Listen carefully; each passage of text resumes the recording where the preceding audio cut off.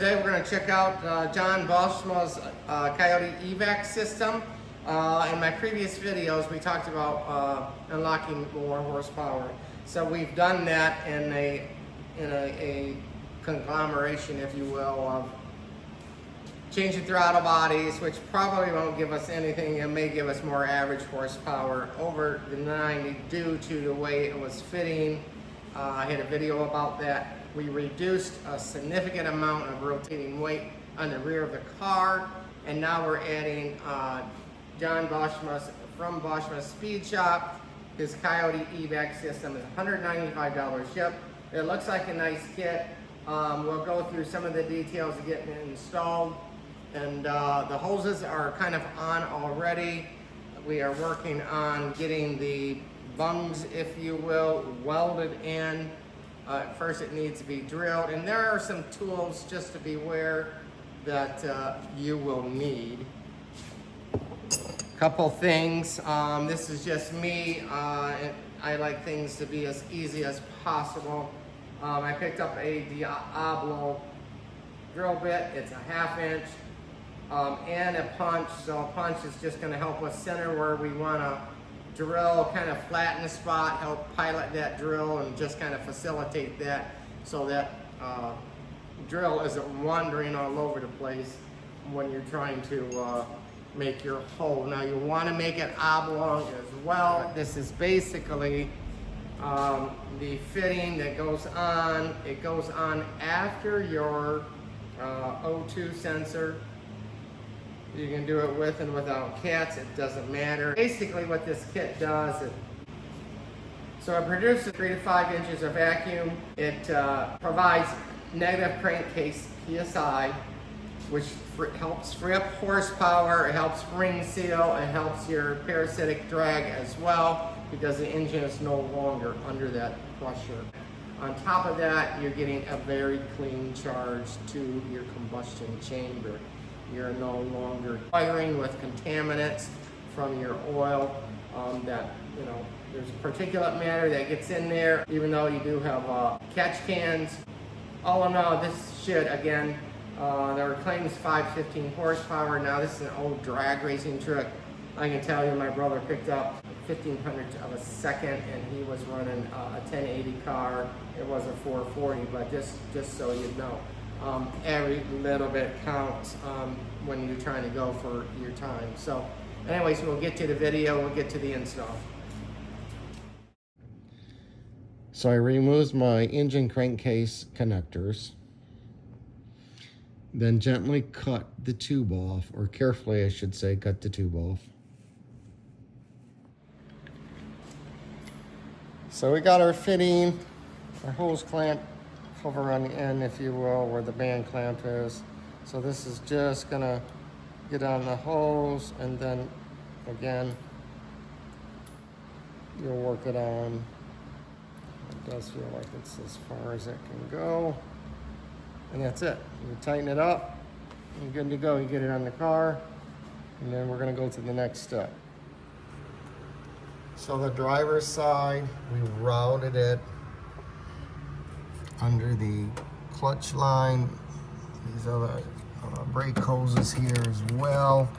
And then you want to go down around, follow that transmission hump, if you will. You're going to go down there and then grab it from the bottom. That way you keep it off the exhaust so it's not laying on the header.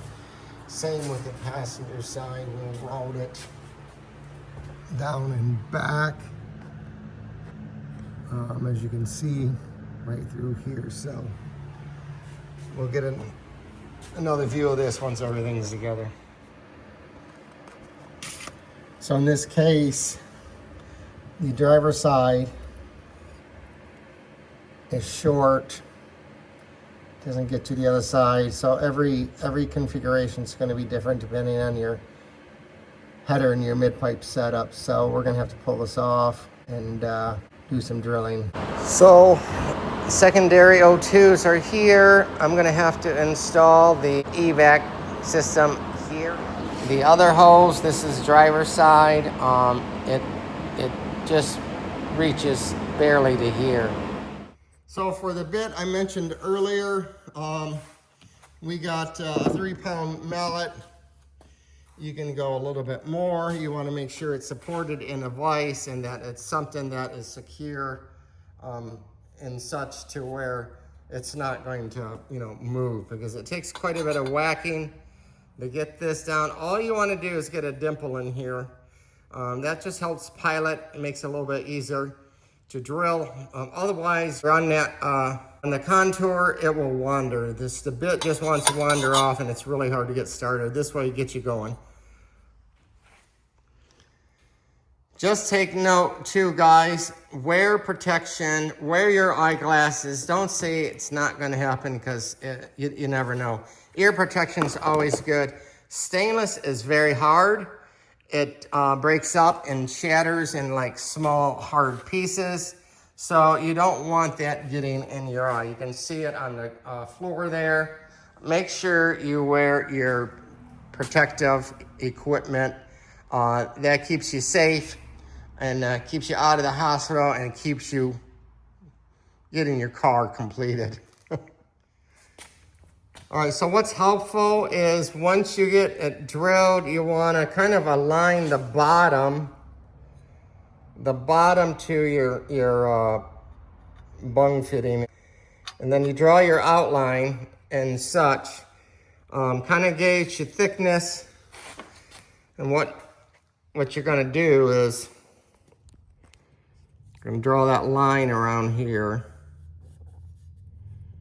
And this is kind of going to be the area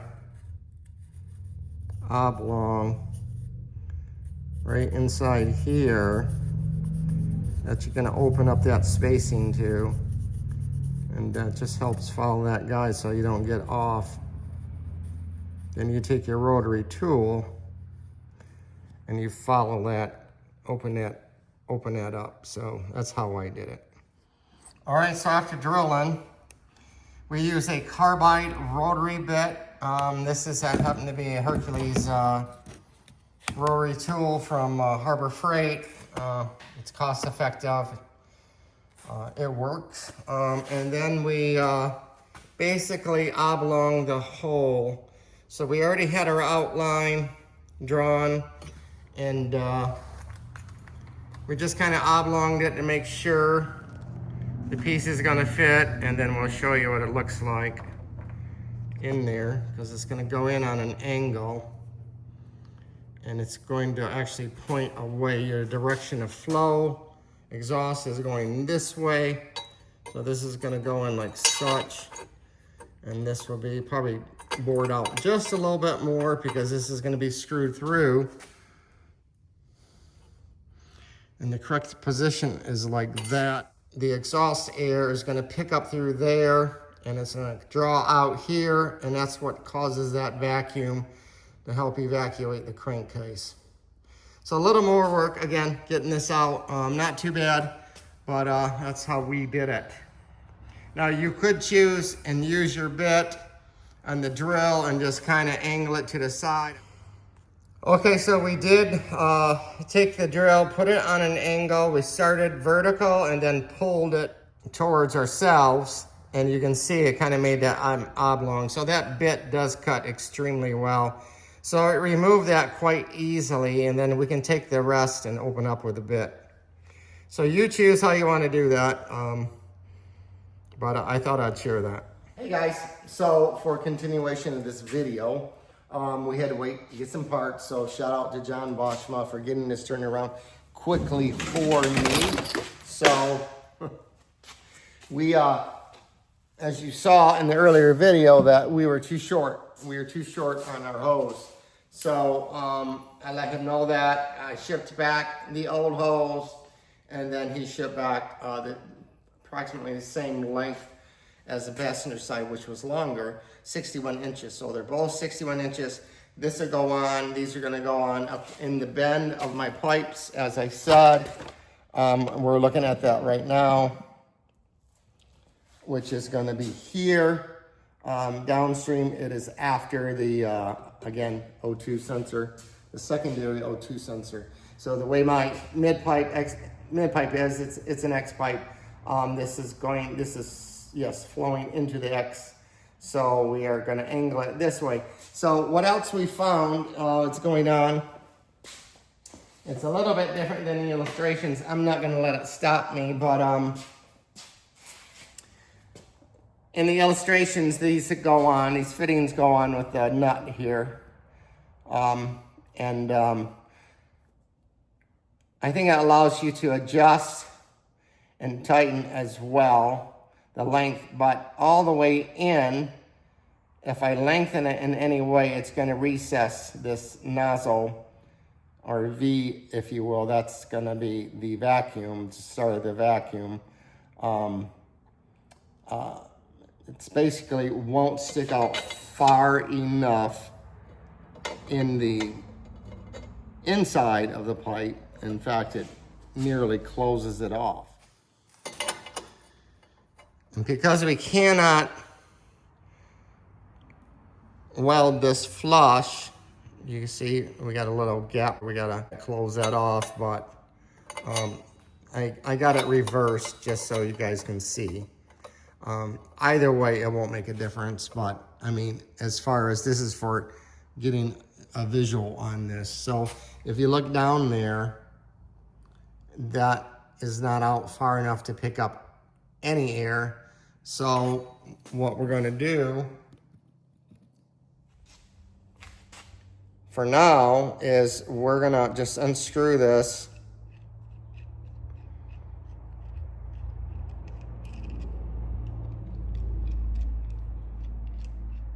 And maybe we need a longer piece. I don't know. I'm going to reach out to John. He's really good to work with. And I don't see why this wouldn't work, but we'll tighten this all the way down. I got a washer I can open up a little bit to get in here for the mating surface, but as you can see the difference, how much further it sticks out, and we'll show you inside the pipe.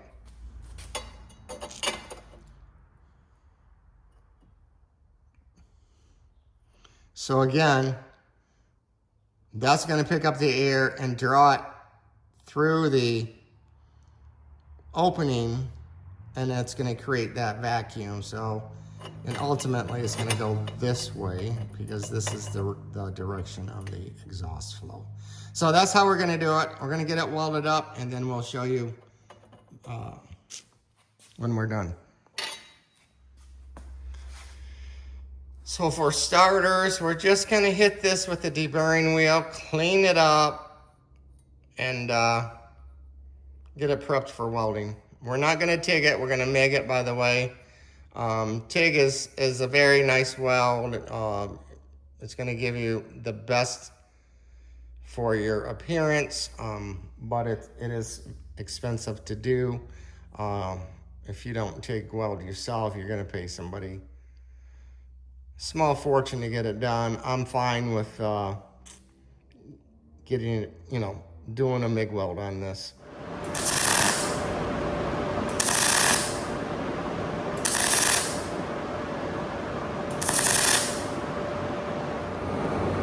All right, so we just kind of stacked our spot welds. Make it look like you're laying dimes. It's not perfect. All right, we got it in. We had to back it out some because it was hard to tell where it was as far as the pickup.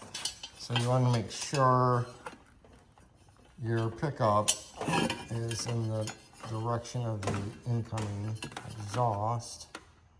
So you can see that right there, that we're sticking out far enough to catch the exhaust. And they're square as well. Sometimes you got to mark it to make sure, but you can see where that tip is. So it looks like we're in a pretty good position. So we're going to get this assembled. We'll match the other side, and then we'll get it reinstalled.